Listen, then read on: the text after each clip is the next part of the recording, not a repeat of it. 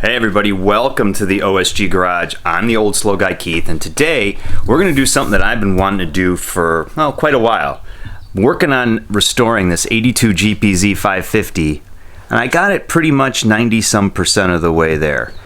A couple of the issues that I'm having on it right now are, well, number one, this anemic headlight. So what I want to do is replace it with this. A more modern kind of LED light.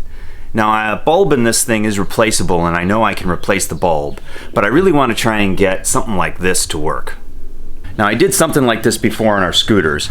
Linda and I have a couple of these old Vespa scooters here. What we were able to do is put a pretty modern kind of LED light on it, and actually, I believe these things are from a Harley. Now, those LED lights work directly off the stator. So you get a little bit of flicker at low revs and when it's idling.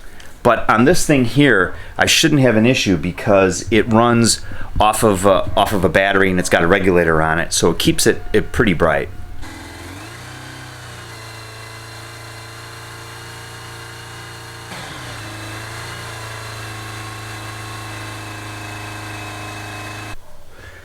So when you pop out the light, this is the headlamp that you get off of the front, and this is a pretty standard, back in the day, these kind of square lights. They were on a few different types of cars as well too. Matter of fact, there's a Jeep, there's a couple different Jeeps, Cherokees that you can get these on to this day. So this light is basically takes a bulb in the back here, and like I said, you could use an LED for this thing. Just pop the LED down inside of there. But I'm trying to kind of change the whole look of the thing. Instead of having this old glass lens on it, I want to go for this look, this kind of newer, modern look that you'd see kind of on some motorcycles. Because this bike basically it's kind of a retro rod, you know, or a resto rod. But when we started looking at what's involved in just swapping this light out, it's a little bit more complex than that. This light actually pivots side to side. It's got an adjustment with the screw right here. And what this does is it gets the adjustment side to side. And the up and down adjustment is done by the whole headlight bezel moving up and down like this. I was hoping that there was some type of bezel that it puts in, but when you take it apart, you see that it's not. It basically has the bezel that the light fits in is kind of custom for this thing. And it's got some features to it that don't make it really easy to swap out. These pivot bolts are custom. This adjuster here is custom.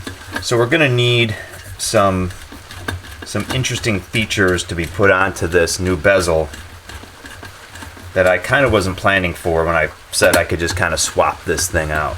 So I got to figure out a way to adapt this light to that. So doing a little poking around on the internet, Summit has the headlight bezels for that Jeep that these types of things pop into. So basically you've got a bezel like this and a trim ring like this, and the trim ring sandwiches this into here, and there's some type of mounting tabs that the rest of this thing would fit on. All right, folks, so I've been staring at this for a little while. And I took my one ring that I have and I bent these tabs up. I think we could come up with some kind of bracket to mimic this mounting feature and get these tabs here, these two tabs here to mount up, so I could use it to mount the bracket that's kind of offset here, as well as a piece here that I could weld onto here to drill and tap into to get these two holes to snap. So I'm gonna go over here and cut all this off and bend some of this stuff down and see if I can get these guys to kind of work for me here. Oh yeah, nice. Cut that and we'll bend this.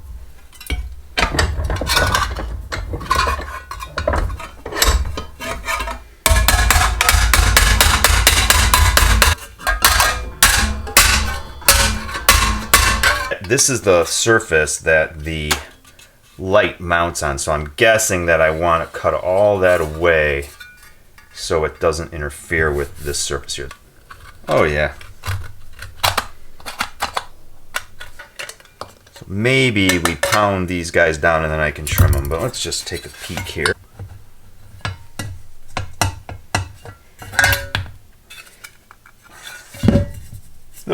That's all. Give it a little bend in there. And one more. Perfect. Good enough for us. All right, so we're gonna put this aside for now, and we got our ring here. There's our ring. Here is our other bezel, and lo and behold, fits in pretty nicely there. Those little pieces go there. The next thing we probably need to do is get some kind of a piece in here. All right, so here are my two little spacers for here, for the other side. Well, I would call that a win. Since I'm tacking into something that's kind of thin, I'm going to turn the settings down here, the wire speed down. I've got this piece sitting here about where I want it. I got my little spacer in there. So the first thing I'm going to do is just put a couple tacks in there and go from there.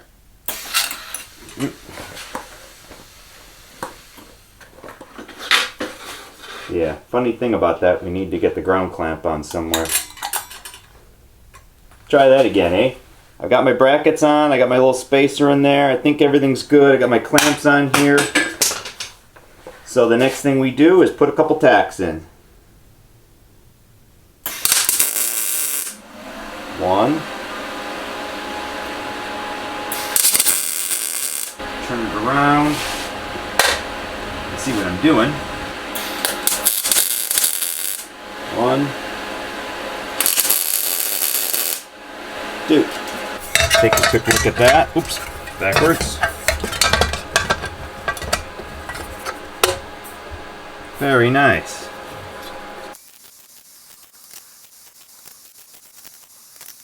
So now that this whole system is together, I've got these brackets welded in here. We're going to drill the holes for our mounting tabs. Might work.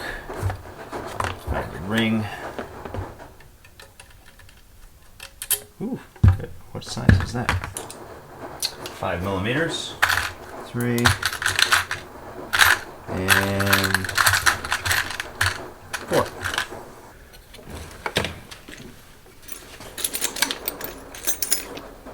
Let's see, M7 and 5. Nope, that's too big. So an M5 should be a 4.2.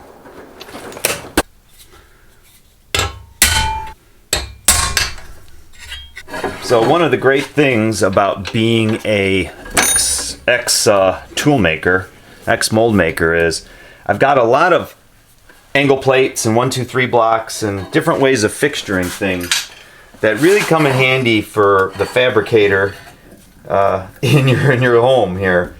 So what I've got here is a little shoe I'm making, so I can get inside of here to drill these holes. Because if I put this down here on this, it's going to want to bite in. So if I put this up on here, and I can align the drill to go through one of these holes, clamp that down, then when I go to drill these, I've got a pretty solid base for this drill to go through.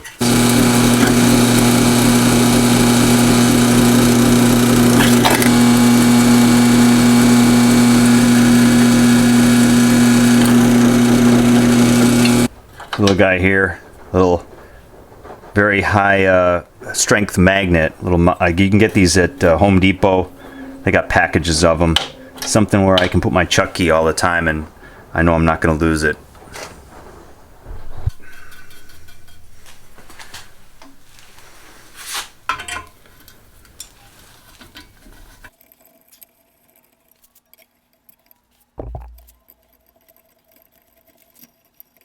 I also got all these tapped, countersunk.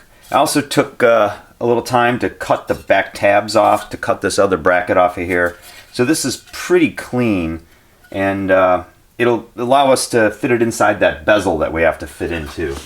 The shape has to be able to make it inside of here, and I can see already that it's not quite there yet, so we're going to have to do a little bit more trimming. But let's mount up these holes here first and see how close we got to getting this system all up and running. The fit isn't perfect. I can do a little bit of adjusting here and there. Where we need to put the mounting holes for the tabs. Now obviously we need them to be centered as best we can left to right, and I got to get it on as close as I can to this center line here. So one thing I want to know about this particular bezel is what the width of this is. So about 6 inches and 95 thousandths, so 94 and a half, 95. The width of this piece right now is right around 5.5 inches. Got some of the scrap left over from the when we were cutting out pieces, when we were centering the other pieces. Basically, this is 1/8 inch. So if I take 4 of these pieces, 2 per side, weld them up, make my brackets, drill and tap into that, I'll pick up that 1/2 inch or so that I need. I think I'll be okay on the 100 thousandths if it's not perfect. I marked a line here, how high this bracket has to come. And I think what I'm going to do, I want to leave some space in here. So this piece really shouldn't go any higher than that. And this little guy's got to come about up to that line right there. So I'm going to stagger that out just a little bit to get this down and this up. And it also gives me some pieces to weld on too, to put some tack welds in there. So that should do the trick right there. Alright, so I got them clamped down here. They're kind of small pieces. I don't know if you can see them or not. But put a couple tacks on them.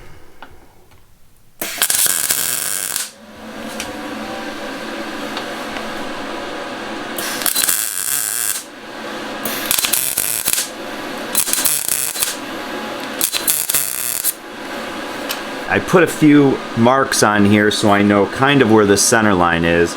And this mark here is about the height of that other bracket. So all I'm going to do now is bring this over here, kind of use a clamp and put a tack weld on each side, and then weld it up on the bottom. Okay? That is where we're going to tack it. So here we go.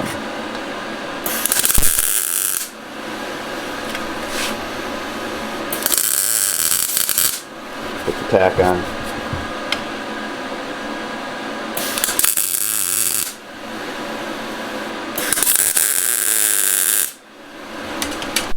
Alright, so after we tack that in place, I think what I want to do is get a quick measurement on this to see. Ooh, that's just about where we need it to be. I'm going to finish weld this and come back and we'll drill the holes.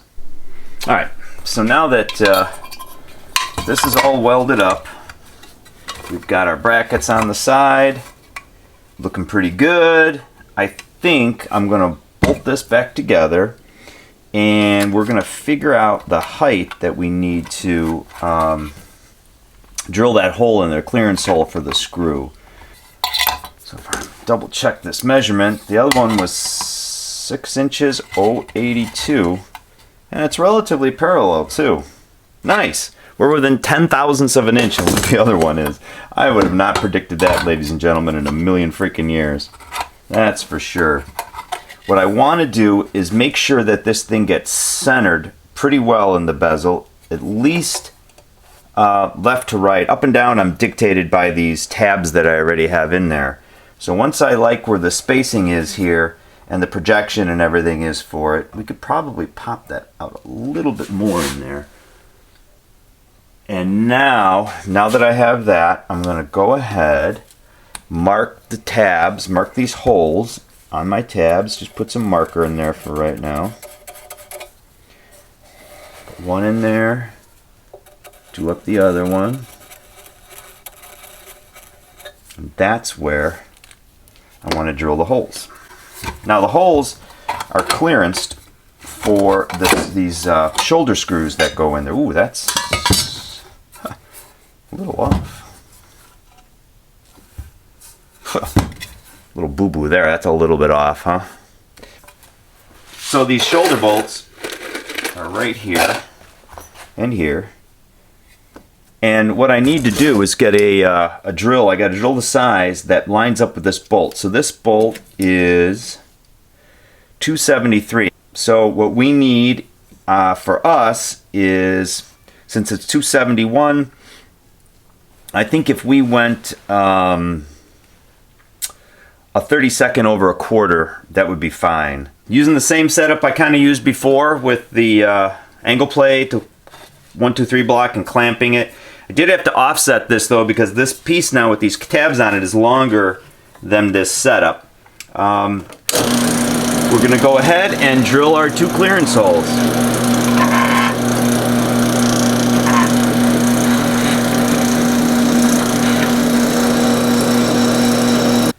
Alright, so let's get it in there. So I've got these 2 lock washers here. These are nylon nuts, nylon lock nuts. And we'll use these back here so we don't have to worry about these screws backing out.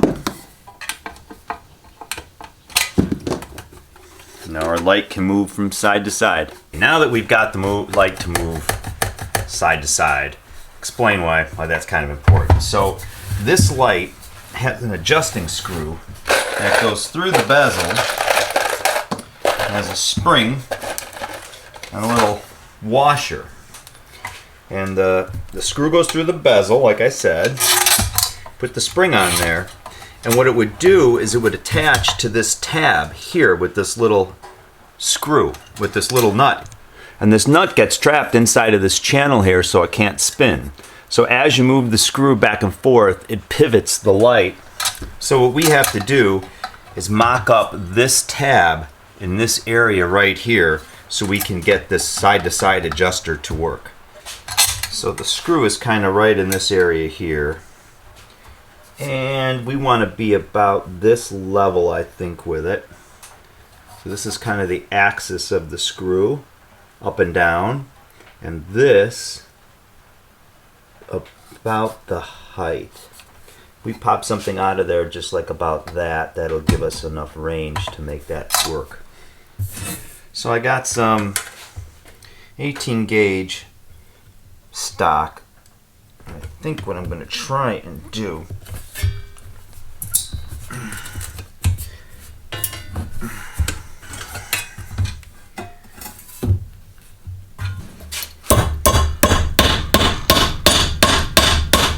Alright, so I took the bezel out of here. We're just going to mock this up with these shoulder screws here. It looks to be just about where we want it.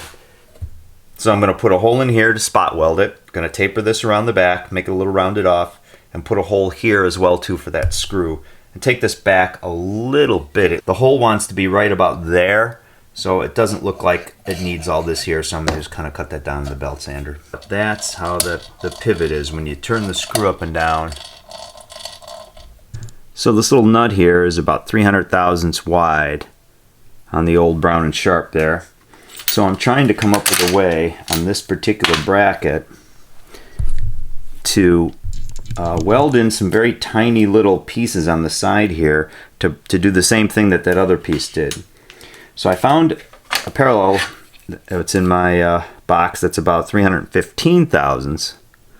So what I'm going to try and attempt to do is clamp this down here, right over the center of that hole as a welding guide, and then put these 2 little tiny pieces of steel on either side and tack weld them in place. We're going to try this at about 220 or 215 wire speed and about 16.5 volts. Alright, I will be very surprised if this works.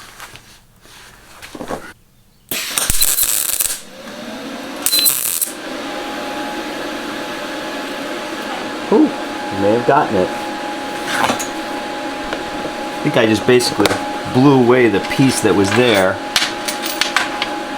But it's attached, and it's where it needs to be.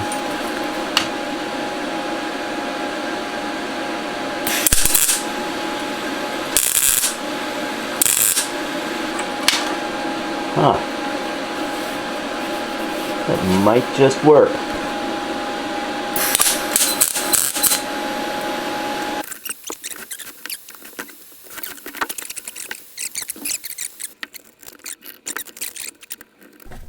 There you go.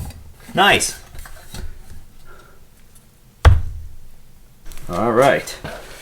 So all in all, it's not too bad. I think they're gonna do some cleaning up with a disc sander or disc grinder on the back here to clean up all these welds and make it look pretty. But what I want to do right now is get this thing in the bike and see how everything works on it. All right. Now to shove all of this in here. Now, one thing I did notice about this, it's going to be kind of a tight fit because this bezel takes up a lot more space inside of here than the old bezel did. So far, so good. Second screw on.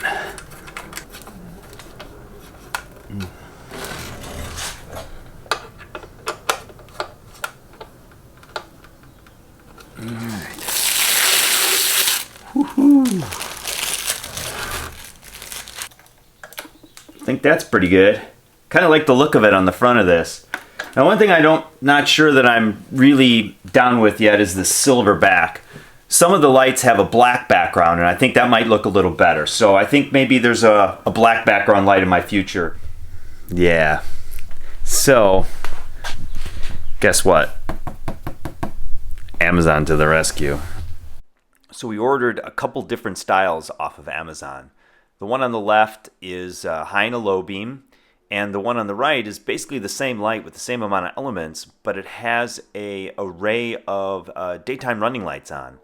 And I can either choose to leave them on to make an effect, or when the high beam comes on, they come on in full. So I think that's the one we're going with, this one right here. So here's the silver. And the silver looked better than the regular incandescent, but I think the black is just, man, that looks so awesome. Matches the rest of the blackout on the bike, on the frame, and on the engine. All right, well, I think that looks much better than the silver light that was on there before. I think that's going to do it tonight for the OSG Garage. Thanks for watching. Remember to subscribe if you haven't already, and hit like down below if you like what you saw. I'd like your comments too on the whole silver versus black background. Leave them down below, and I'd love to hear what you guys think. Remember too, you can follow us on Instagram at OSG_garage. That's all for now. We'll see you next time, guys. Bye-bye.